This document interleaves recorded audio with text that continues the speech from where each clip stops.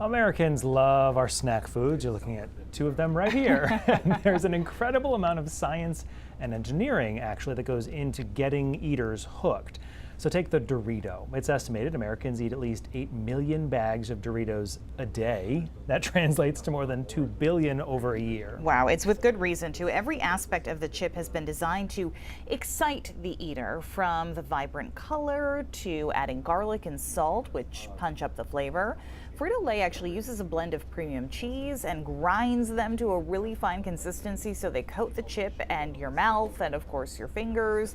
Now, even the bite has been considered, from the satisfying sound of the crunch to the way the chip melts in your mouth, which mimics how fatty foods feel when you eat them. And that's all the processing that happens after the raw ingredients get to the production facility. Well, now engineers are using incredibly advanced technology, even satellites orbiting the Earth in space, to start making craveable food while it's still in the ground. Brad Hicks has more.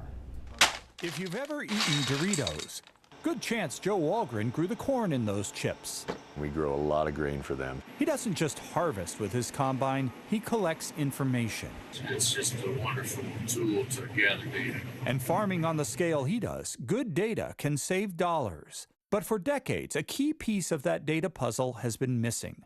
Farmers could measure how much water they pumped, but not where that water was going. Just because the water gets poured onto the field doesn't mean the crop is actually consuming that water. And across the High Plains, that's a problem.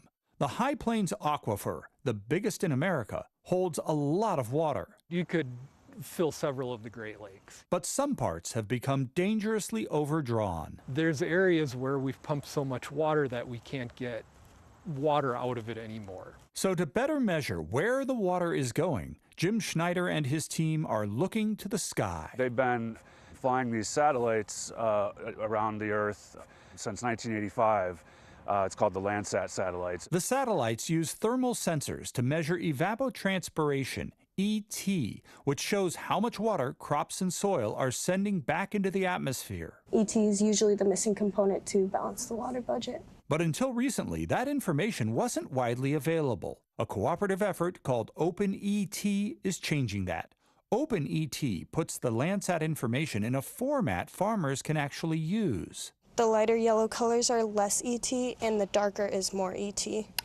If you zoom in, you can see that it's being measured on a field-by-field basis. So it's literally telling us how much water the crops are using. It's really beyond what we were ever able to do in the past. That's better data. That's actionable data. A little science in your snack, coming from space. In Nebraska, Brad Hicks reporting.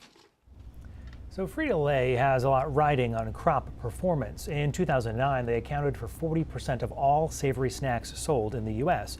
and 30% across the world. In April, the Wall Street Journal reported the company's revenues $24.76 billion, which was actually down from the previous year. They also make up a quarter of their parent company PepsiCo's annual sales.